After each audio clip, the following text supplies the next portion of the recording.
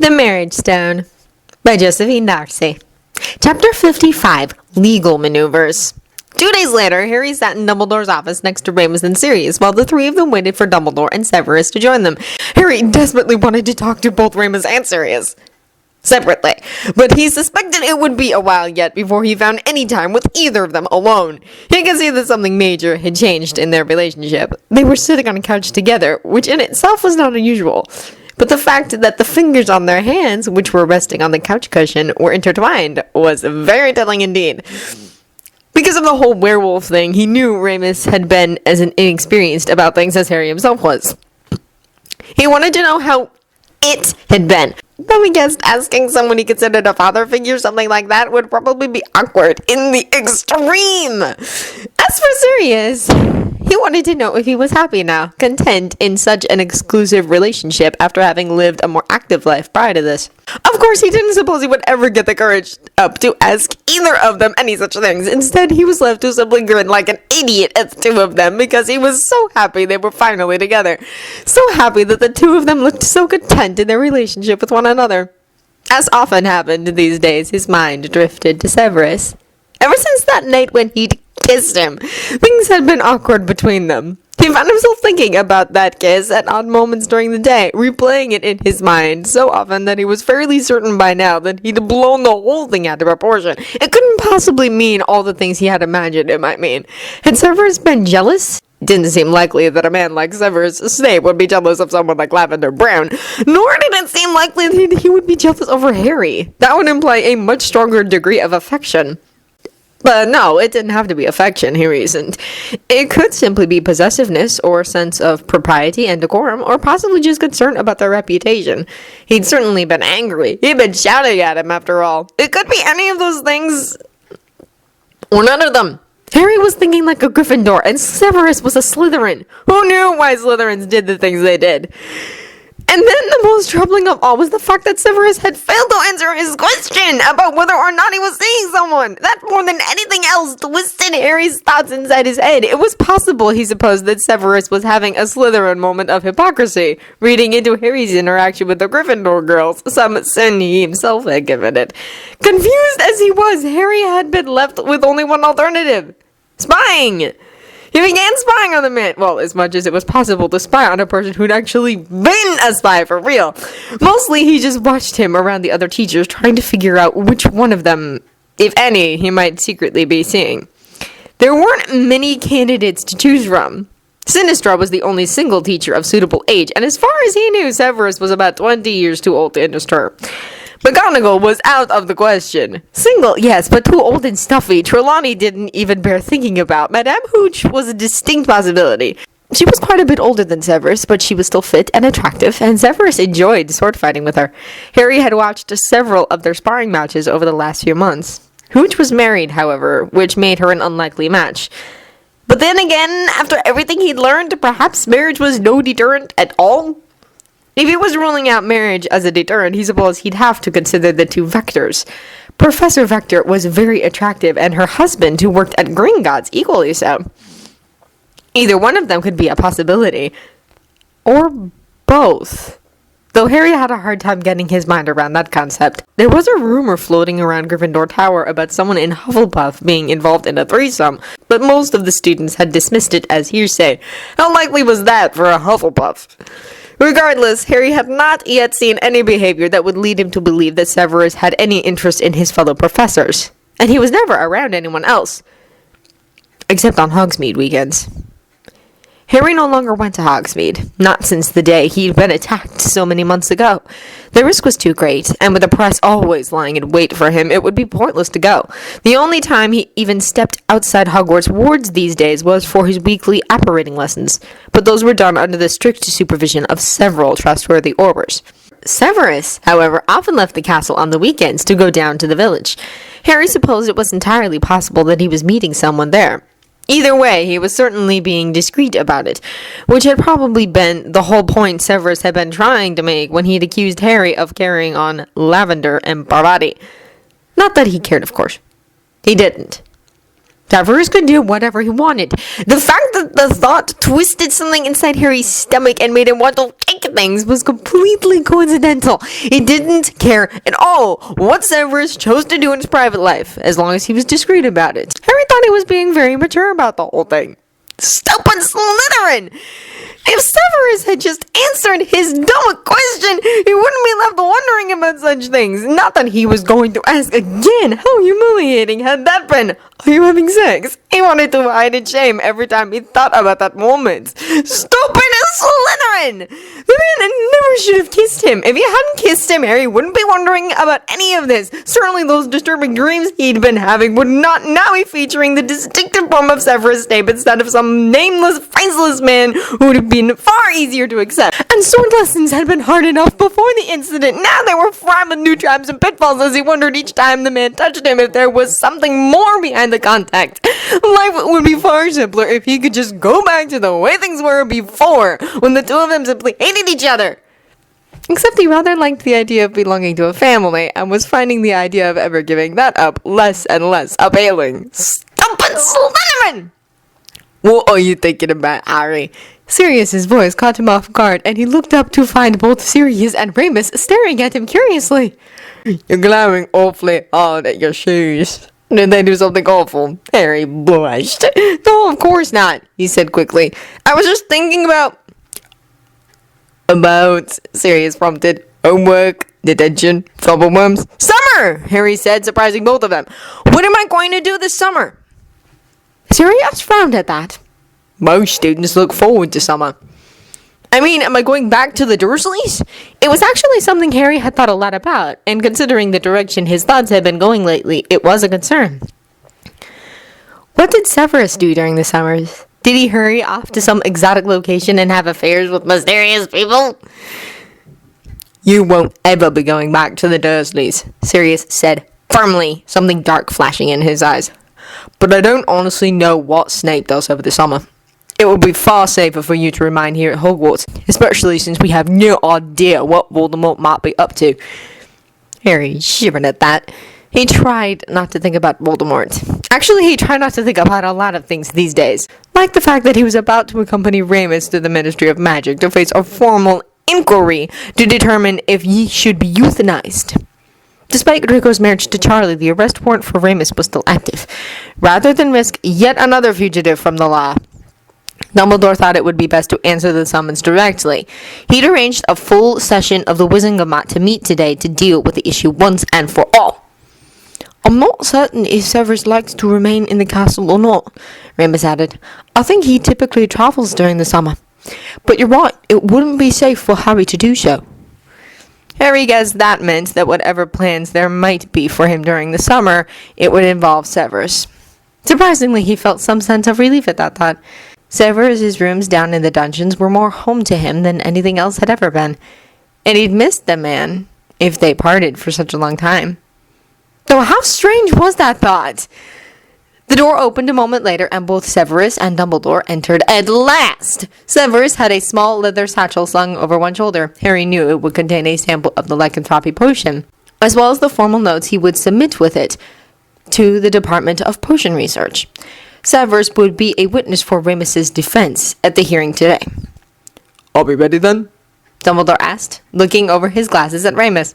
Remus and Sirius both stood, and though they tried to hide it, Harry noticed how they gripped one another's hand more firmly. Sirius, of course, would not be going, unable to show his face in public still. Instead, Harry would be accompanying Remus. They all decided that for once they would put Harry's fame to their own use. If something went wrong, Harry would use his fame to wreak havoc with the press. Harry moved toward Dumbledore's private flue, Severus joining him as they allowed Sirius and Remus a brief moment to say goodbye to one another. Harry feared for Remus and the outcome of the hearing, though Dumbledore seemed confident that things would work out. He could only imagine what Sirius must be feeling, being left behind, helpless to do anything to defend the man. A glance back at the two men revealed a rather heated kiss between them, and Harry felt himself blush, even as he fought down a smile. He shot a nervous glance at Severus, only to discover that the man was watching him in amusement, his dark eyes taking in the color of his cheeks, missing nothing. All Harry could think about was the kiss Severus had given him, and he shifted uncomfortably beneath that scrutiny. Why did Severus have to have such intense eyes? And why did every look he gave Harry seem to mark him for some youthful foolishness that he couldn't help? He momentarily contemplated kicking the man in the shins just to see his reaction to that. Remus joined them a moment later, and Dumbledore held out the flue powder for all of them. Severus went through first, followed by Harry. Just before he tossed the powder into the fire, he glanced back at his godfather, noting the pale face and worried blue eyes. He smiled encouragingly at the man and then flew into the Ministry of Magic. Severus caught hold of Harry's arm as he stumbled ungracefully out of the fireplace and into the busy transportation hallway where people were fleeing in and out of the Ministry building through dozens of fireplaces lining the wall. No sooner had he righted himself and Severus had cleaned him of soot with a wave of his wand when the flashing of a dozen different lights bursting in his face startled him. Harry stumbled again in shock, instinctively moving closer to Severus, who pulled him to his side. Reporters with cameras swarmed toward them despite the line of red-clad Aurors that were waiting around the flue to hold them back. It seemed word of their arrival had preceded them. Harry recognized several of the Aurors, including Connor Stark and Kingsley Shacklebolt, in the mix of guards that were waiting to escort them to the Wizengamot. "Mr. Potter!" A dozen reporters shouted at him, trying to get his attention from beyond the barricade of Aurors. He recognized many of them from the Daily Prophet and Witch Weekly, but judging by the number of reporters, he suspected they must represent over 100 different papers and magazines. Knowing that Britain didn't have that many newspapers, he guessed many of them must be from other countries. Though why he would be of interest to anyone outside Britain, he didn't know. "Mr. Potter!" someone shouted. "What is your stance on the Wizarding Registration Act?" "Mr. Potter," another man shouted, "do you have plans to annex any other British protectorates?" "Mr. Potter, is it true that you have entered into negotiations with the King of France to begin trade with the Winter Lands?" "Mr. Potter, rumor has it you were going to give the Black Worms full citizenship status." Any comments? "Mr. Potter, who do you support in the upcoming elections?" "Mr. Potter, any truth to the rumor that you are going to run for Minister of Magic?" "Mr. Potter, is it true you were having an affair with Pharaoh Nitocris of Egypt?" "Mr. Potter, what is your opinion of the wand certification doctrine?" "Mr. Potter, do you support the Alliance President's Act?" "Mr. Potter, any truth to the rumors that you will be spending the summer with the Shilong brothers of the Chinese Imperium?"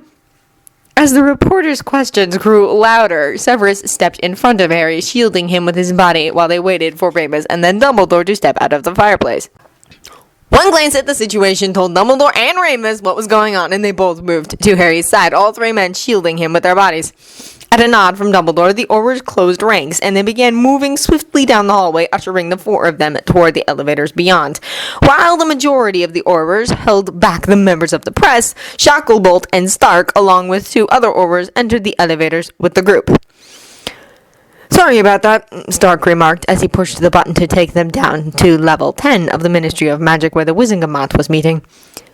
"How did they find out that Harry would be here?" Severus demanded angrily. Harry was still trying to clear his eyes of the blinding effects of all the flashbulbs going off in his face. "They didn't." Stark shrugged. "They read the public docket and saw that Lupin would be in court today. They arrived on the off chance that Mr. Potter would be with them. It was easy for them to figure out what flue you were coming through. We were told by the minister to have a large group of Aurors waiting for Lupin. We were led to believe he would not be entirely rational." He glanced up and down at Remus. Remus was dressed very conservatively in an old tweed suit, not unlike what he used to wear when he taught at Hogwarts. He was a far cry from the image of the leather-clad, mace-wielding warrior who had been on the front page of the Prophet all those months ago. Nonetheless, the other two Aurors were eyeing him cautiously. He was a known werewolf, and their strength was legendary. Remus just smiled pleasantly at all of them, looking as inconspicuous as possible. He did not seem offended by the scrutiny, but Harry bristled under the stares. "As you see, Mr. Lupin is fine," Dumbledore informed them, giving the two wary Aurors a stern look from beneath his glasses. Shacklebolt, a member of the Order of the Phoenix, was unperturbed, and to date, Harry had never seen anything in particular bother Stark. He had little idea where the man's loyalties were, but he'd taken most things in stride. "So I see," Stark agreed. "There will be a ward keeping the press out of the main corridor of the courtroom, and they will not be allowed into the courtroom itself. But the courtroom will be quite crowded today regardless." The elevator came to a stop, and the door slid open. More Aurors were waiting outside, along with another large group of reporters who began shouting questions as they all emerged into the hallway. They were all ushered swiftly away from the corridors toward the main entrance to the Wizengamot courtroom. While Harry, his companions, and the Aurors had no problem entering the entrance hall, the reporters were all stopped short by a glowing wall of light. "Press wards," Shacklebolt told him quietly. "Best invention since the broomstick." The wards kept out the shouting voices leaving all of them in relative silence as they approached the courtroom doors. Through other hallways and doorways, men and women were coming and going, all glancing eagerly over at their group, but none stopping to talk. Rather than lead them directly into the courtroom, Stark motioned to a door further down the hallway. "I need to take Lupin into custody and register his wand." Stark informed him. "Professor Dumbledore, you are welcome to accompany him." He glanced over at Snape. "I understand you will be a witness for the defense. It's best if you're not questioned prior to the start of the hearing. Shacklebolt will remain here with you and escort you inside when they are ready to start." The firm hand that Severus dropped onto Harry's shoulder let him know precisely whom he was supposed to remain with, but he watched in some trepidation as Remus and Dumbledore were led away by Stark and the other two Aurors. Shacklebolt just gave him an encouraging smile as he leaned casually against the stone wall of the hallway, seeming unconcerned with the events. Harry sighed and looked away, glancing back toward the glowing wall of light at the other end of the hallway that kept the press from reaching them. "Why are the foreign press here?" he asked Severus instead, wondering what possible interest his presence could be to the other countries of the world. Severus's features tightened, his lips thinning as he glared down the hall at the waiting reporters. "I wouldn't let it concern you," he told Harry in a tone of voice that suggested to Harry that it did concern him greatly. Severus was obviously extremely unhappy about their presence. "And what's this about a pharaoh? And who are the She-Long brothers?" Harry pressed, wondering if perhaps Severus knew more about the political climate in the rest of the world than he did. He was having a hard enough time keeping all the British news straight. Between the political intrigues and the new laws being passed, he didn't know what to believe anymore. Since he'd returned from the Winterlands, there had been 3 assassination attempts on various minister candidates, including Cornelius Fudge. Surprisingly, none of these attempts were linked to any Death Eater activities. While Fudge was still considered a forerunner in the campaign, simply because he was the current incumbent, Madame Bones and Alexander Molberg had pulled ahead of him in the polls. There was even a movement to start a write-in campaign to elect various Quidditch players to all the positions of authority in the ministry, a protest action of a people who couldn't figure out what their government was up to. Harry looked expectantly at Severus, waiting for an answer to his question about the Pharaoh and the She-Long brothers. If anything, Severus grew only more irritated, his eyes flashing with anger. "I wouldn't let it concern you," he said again.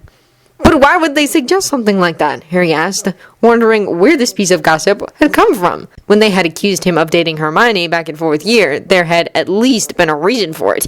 He spent a lot of time with Hermione. It was easy enough to draw such conclusions. I've never even been to Egypt or China. I've never even heard of those people. Up until recently, he hadn't even been aware of the fact that Egypt still had a pharaoh. And he had no idea what the Chinese Imperium might be. "It's just wild speculation," Severus informed him with a dark frown. "They've got nothing better to talk about, so they're making things up now." Dissatisfied with the answer, Harry sighed and leaned back against the wall near Shacklebolt. The Auror did not seem inclined to offer any suggestions either. He wondered about the other questions he'd been asked as well. The Wand Certification Doctrine? The Alliance Precedence Act? He wondered if Hermione would know what they were talking about. More witches and wizards entered the courtroom through the main doors, most of them dressed in formal robes, and Harry was glad now that Severus had picked out his clothes for him that morning. He had thought the outfit Severus had removed from his wardrobe too fancy, and rather archaic looking. He'd started to get used to the doublets, but today he was wearing a long-sleeved silk tunic of the palest silk, and dark form-fitting moleskin pants and leather boots. Over that he had a sleeveless, knee-length robe of dark green, the opened front held fastened together by ornate silver clasps. Severus was dressed in a similar outfit of silver and black and looked decidedly imposing beside him. "Severus!" a cheerful voice greeted him a moment later, and Harry looked up to see an extremely old man in a white robe approaching them. Unlike Dumbledore, he did not have a long beard, but was clean-shaven, his head completely bald. As Harry had seen very few bald wizards, he suspected the man had shaved his head. Besides the old man walked a far younger man with golden hair and sharp, angular features. He, like Severus, was dressed in black and silver. Master Dorer. Severus greeted with a very formal and respectful bow, catching Harry's attention immediately. Whoever the old man was, he was obviously someone Severus respected highly. Wonderful to see you, my boy. The old man greeted and enthusiastically shook Severus's hand. You know my assistant, of course. He motioned to the golden-haired man beside him. Severus turned to shake the other man's hand, and Harry noticed the faint smile that touched his lips. Of course. How are you, Andre? More telling than Severus's smile was the bright gleam that lit up the golden-haired man's shrewd eyes. Excellent! You're looking well, Severus! The man replied, and a shiver of something went through Harry's body. He narrowed his eyes thoughtfully. Andre was nearly as tall as Severus, slender in form, his angular features handsome enough. His voice was extremely cultured, his clothing very well tailored, and he had a sharp intelligence in his eyes that reminded Harry of Hermione or McGonagall. Politely, Severus turned toward Harry to introduce him, and Harry pushed himself away from the wall to shake the hands offered. Harry, this is Master Elliot Dorer of the Potion Masters Guild. I trained under him for several years, and this is Andre Sarant, a colleague of mine. Harry heard the faintest pause in Severus's voice before the word colleague, and noted the appraising look the blond man gave him as he shook his hand. Though Harry smiled at both strangers and greeted them cordially, a spark of anger flared inside Harry. One thing was certain. Andre was no colleague. My congratulations on your marriage, Master Dorer said happily. Without once glancing at Harry's rather distinctive scar on his forehead, Harry felt an instant kingship with the man because of it. Indeed, Andre replied with a somewhat superior smile as his sharp gaze went immediately to Harry's scar. Such a match, Severus, he smiled. How fortunate you are. Severus merely inclined his head in response, his expression giving nothing away. The word is you have an exciting announcement for us, Severus, Dorer pressed, looking curiously at the satchel Severus still had slung over his shoulder. Going to turn the potions world on his head once again? Always were my brightest pupil. He glanced over his shoulder toward the door, seeing more people entering the courtroom. Come, Andre, we must get our seats. Come for lunch soon, Severus. I can't wait to catch up with you. Mr. Potter, a pleasure. The old man shook their hands again quite enthusiastically before hurrying off toward the courtroom, calling on Andre to follow. Andre merely smirked, moving at a far more leisurely pace. Yes, do come for lunch soon, Severus, he urged with a smile before inclining his head to Harry and following after the old man. Harry waited until they were gone from sight before speaking. A colleague? He asked pointedly, pushing down the emotion churning inside him. Already tensed with worry over the hearing, he felt the muscles in his shoulders knotting tightly together. Severus gave him a sharp glance. I met him at a potions conference last summer, he explained calmly. Harry just glared down at the floor in response. Well, that answered the question about how Severus liked to spend his summers. Something sharp and painful twisted in Harry's chest. He noted dispassionately that he was about as far from Andre in looks and personality as he could get. The man was elegant, cultured, and likely a potion master to boot. Intelligent, then. Perhaps extremely intelligent. He was also closer in age to Severus, no doubt sophisticated and worldly, and all the things Harry was not.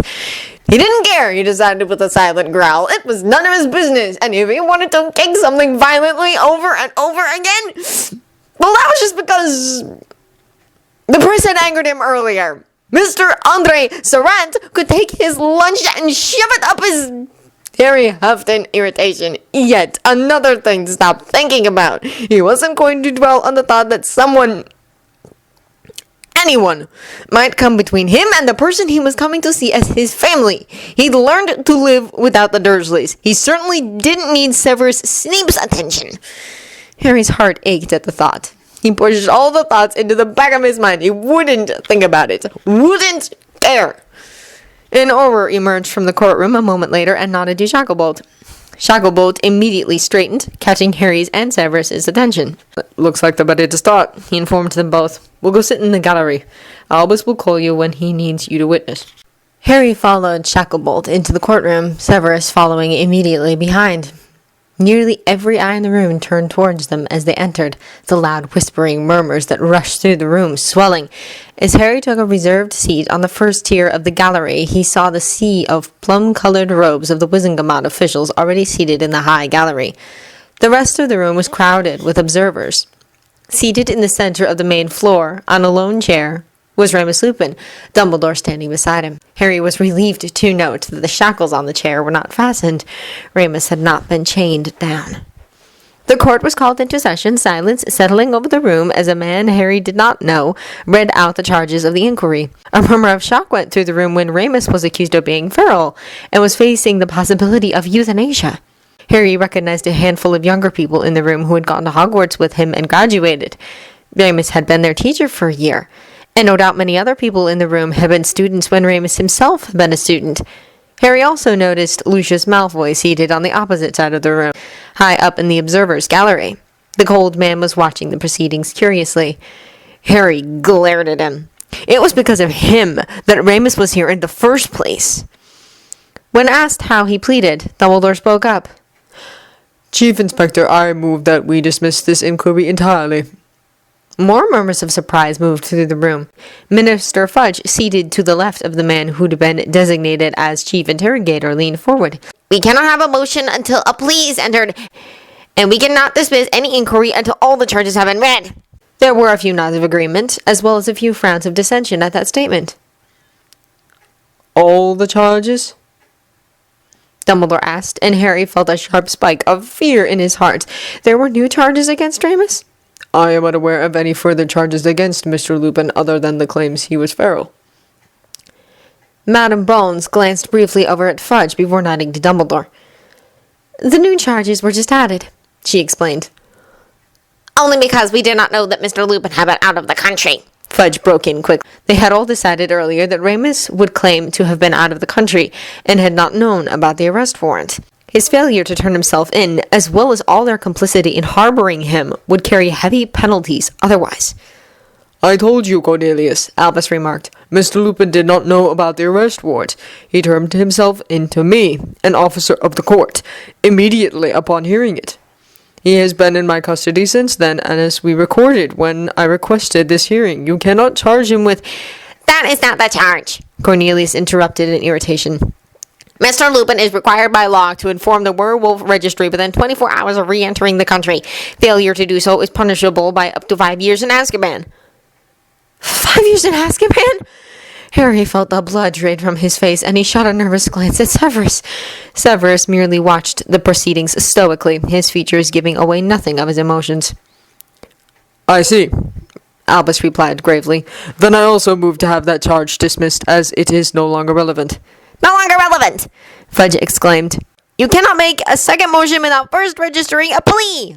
The chief interrogator tapped his wand on the desk in front of him, and the murmurs that were rising quieted down. It is highly unusual to make a motion before the plea is entered, Albus, the man informed him. Albus nodded his head in agreement. But perfectly understandable when the charges themselves are not only irrelevant, but also an illegal violation of a wizard's civil rights. More murmurs of shock moved through the crowd, and Harry found himself chewing nervously on one of his thumbnails. He had no idea where Dumbledore was going with this. He glanced at Severus, whose only response was to glare darkly at him until he stopped gnawing on his fingernail. Again, the chief interrogator tapped his wand for silence. Care to explain your reasoning, Albus? The man sighed as if he were used to these odd events when Albus was involved. Albus smiled. Well, I think we can all see for ourselves that Mr. Lupin is far from feral. Despite the fact that Remus had been sitting in the chair in the center of the room in full view of everyone all this time, everyone in the room leaned forward or craned their necks to get a better look at him. He just sighed and crossed one leg over the other. Sitting there in his tweed suit, his amber eyes warm and gentle, he might have been waiting for a cup of tea to arrive, rather than sitting trial for his life. Harry had to applaud the man's calm demeanor. He would not be so calm in a similar situation. Is it true, Mr. Lupin? The chief interrogator asked.